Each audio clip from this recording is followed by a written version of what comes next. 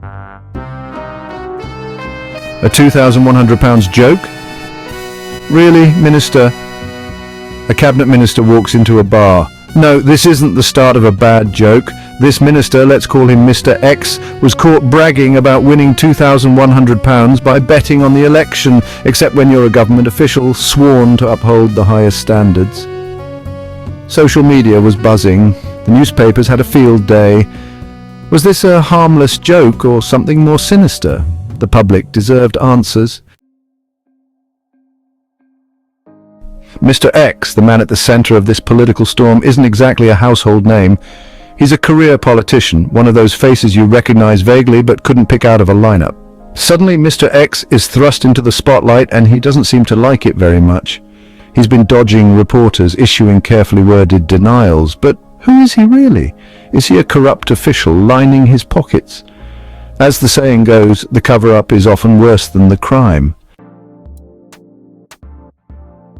So how did this whole thing start? It all went down at a swanky Westminster watering hole, the kind of place where politicians, lobbyists and journalists rub shoulders and swap gossip.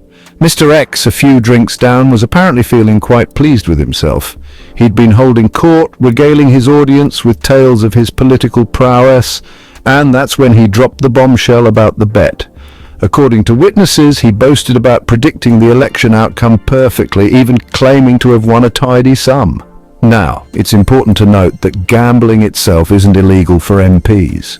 But boasting about profiting from an election, especially when you're in a position to potentially influence its outcome, is a whole different ballgame. It smacks of insider trading, of using privileged information for personal gain. And that, my friends, is the kind of thing that can bring down a government. Section 4. Was he serious? You decide. Mr. X and his cronies insist it was all a joke, a bit of harmless banter taken out of context. They claim he never actually placed a bet, that he was just trying to impress his drinking buddies. But the more they protest, the less convincing they sound. The timing, the setting, the fact that he brought it up at all, it all stinks of poor judgment, to put it mildly.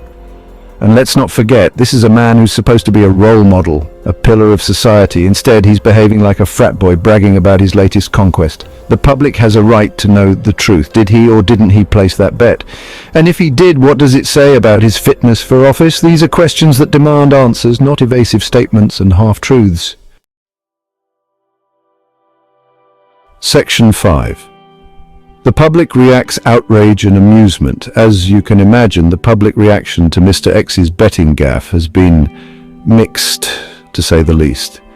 Some people are outraged, calling for his resignation, demanding an immediate investigation. They see this as a clear-cut case of corruption, a betrayal of public trust. Others are more amused than angry. They're sharing memes, cracking jokes, reveling in the sheer absurdity of it all. After all, it's not every day you see a politician behaving so recklessly, so brazenly. And then there are those who are just plain indifferent.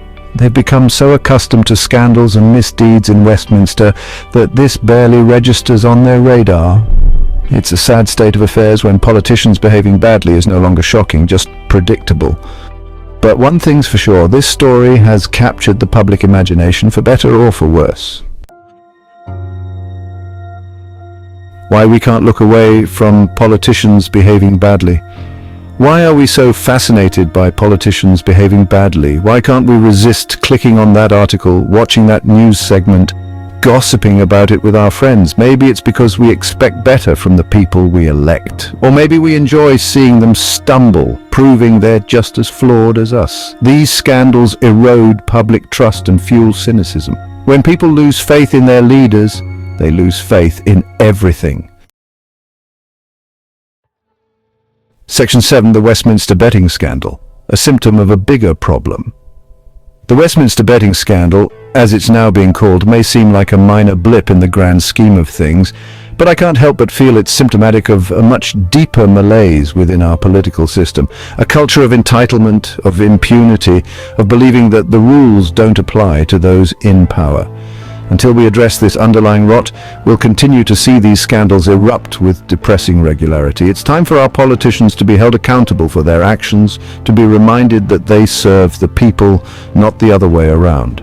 And it's time for us, the public to demand better, to refuse to accept anything less than integrity and transparency from those who seek to lead us. The future of our democracy may very well depend